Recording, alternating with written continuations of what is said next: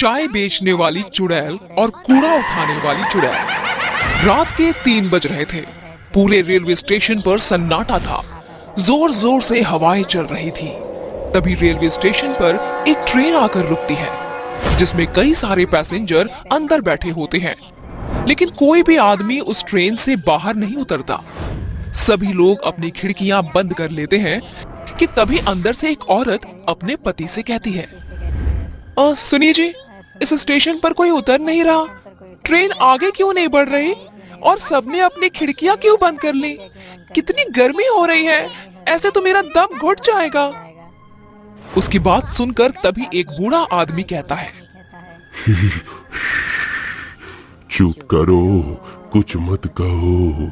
अगर अपनी और हमारी जान की सलामती चाहती हो तो भगवान के लिए चुप रहो। वो दोनों चुड़ैल बाहर ही है अभी।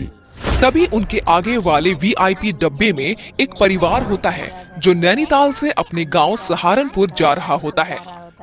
लेकिन एक राघव नाम का लड़का, मैंने पहली बार किसी स्टेशन पर इतना सन्नाटा देखा है। राघव को वहाँ एक कूड़ा उठाने वाली और एक चाय बेचने वाली के अलावा और कोई नहीं दिखता। तभी उसके पास चाय वाली औरत आती है।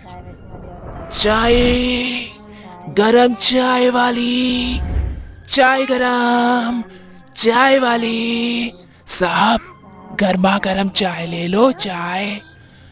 अरे सुनो, कितने की चाय है? साहब, केवल 10 रुपए की। ऐसी चाय आपने कहीं नहीं पी होगी।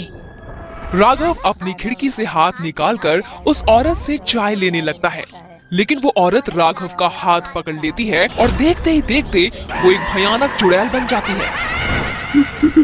चुड़ैल, भगवान, ये चुड़ैल कहाँ से आ गई? बचाओ, अरे मुझे कोई बचाओ। चुड़ैल राघव का हाथ काट देती है, जिसके बाद कूड़ा उठाने वाली चुड़ैल उसकी मुंडी काटकर अपने बोरे में डाल लेती है। नहीं छोड़ूंगी, किसी को भी नहीं छोड़ूंगी, सबके सब मरेंगे। राघव के चिल्लाने की आवाज सुनकर डब्बे के सभी लोग जाग जाते हैं और ट्रेन के सभी पैसेंजर बहुत डर जाते हैं। और ट्रेन के चलने के बाद वो बूढ़ा आदमी उस औरत को बताता है, ये कुछ महीने पहले की बात है। संबलपुर गांव से 2 बहनें रीता और सीता शहर जा रही होती हैं। वो दोनों ट्रेन में बैठ जाती हैं, जिसके बाद ट्रेन चलने लगती है। तभी रीता सीता से कहती है, बहन, अगर चाचा ने हमें अपने घर में नहीं रखा तो हम इतने बड़े शहर में क्या करेंगे? देख बहन, हमें कुछ तो करना ही होगा, क्योंकि अब हमारे साथ हमारे माता पिता नहीं हैं जो हमारी देखभाल कर लेंगे। हमें खुद ही अपना ख्याल रखना होगा। उस स्टेशन पर एक कूड़ा उठाने वाला था और एक चाय बेचने वाला। ट्रेन के सभी पैसेंजर सो गए थे कि तभी सीता रीता से कहती है, बहन, बहुत जोरों की भूख लगी है, चलो चाय पीकर आते हैं। वो दोनों बहनें सुनसान स्टेशन पर ट्रेन से उतर जाती हैं, जिसके बाद सीता चाय लेने जाती है।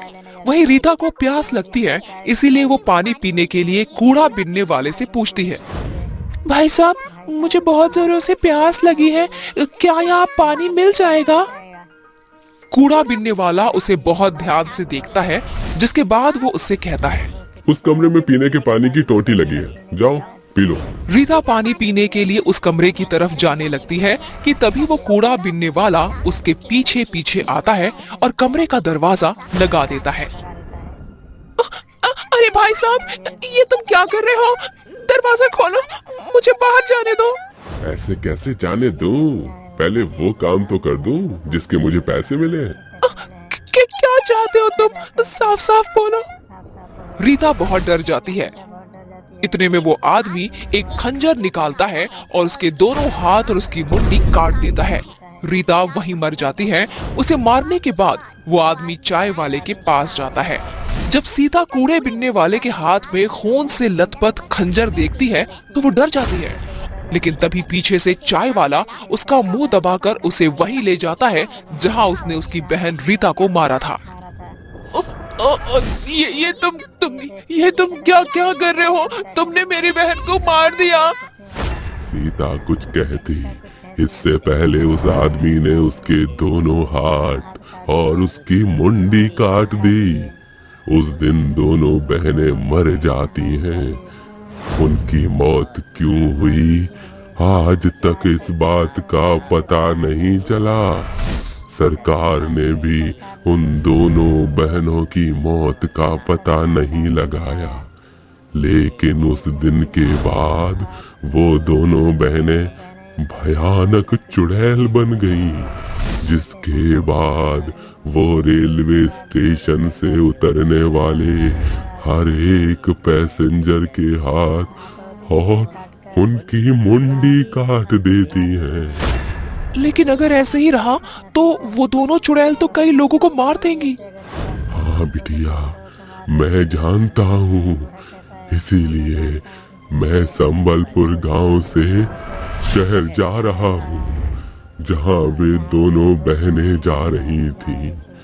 शायद वहां जाकर मुझे उन दोनों बहनों की मुक्ति का कोई रास्ता मिल जाए।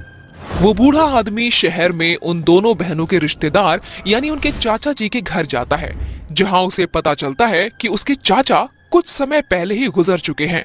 तभी रीता सीता की चाची उर्मिला उस बूढ़े आदमी से कहती हैं, बाबा, मैं ज्यादा कुछ नहीं जानती, लेकिन अपने पति को हमेशा किसी बात को लेकर परेशान देखा करती थी और मरते समय उनकी जेब से ये एड्रेस मिला था मुझे, शायद आपके किसी काम आ जाए।